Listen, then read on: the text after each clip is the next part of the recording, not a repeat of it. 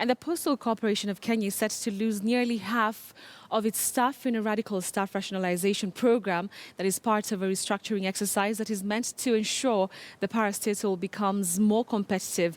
In a task force report presented to Broadcast and Telecommunications Principal Secretary, the bold proposals could just be the magic bullet to restore glory at the corporation. KTN's Abby Agina has the latest.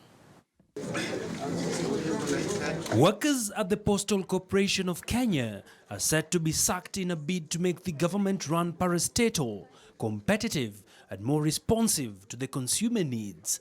The move will see over 1,280 staff sacked to cut down on high operational costs. Consultant change manager should develop a staff rationalization. According to Posta's Chief Executive Officer, David Kagwe, at least 40% of staff at Posta are over 55 years of age, and this will form a bulk of the imminent staff rationalization program.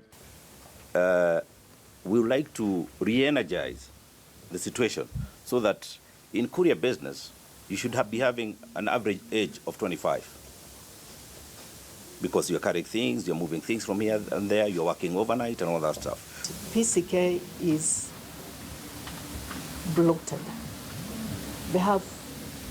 The workforce is too high, much more than they need or they can manage. The proposal to lay off staff is contained in a task force report compiled over the last 1 year with input from staff. With a headcount of 3,000 plus, the state-owned corporation is reported to have a bloated staff, which is to blame for its dwindling fortunes. A number of these staff are willing to go, but of course PCK needs to establish financials that will be able to support any staff rationalization. So at the moment, it's not an area of focus, as a lot of those are being redeployed. Although it remains unclear what the cost implications for Posta will be, Telecommunications Principal Secretary Sami Itemere notes government is ready to take tough decisions as they look to rebrand one of Kenya's oldest institutions, which has a countrywide reach.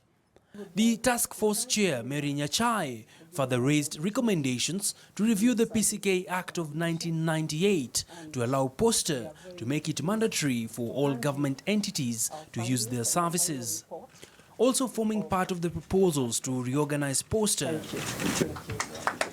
Posta has been struggling to stay afloat with the entry of more competitive brands in the courier business.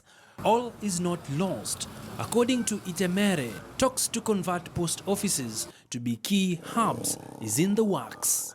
Kenya has been identified as the key corridor for the establishment of the e-commerce hub, and the Postal Corporation will play a major role in driving that agenda forward.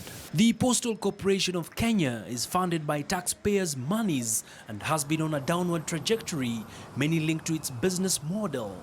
With fresh impetus to turn around the corporation now gathering steam, observers note a rebirth of Posta in the horizon. Abby Agina, KTN Business.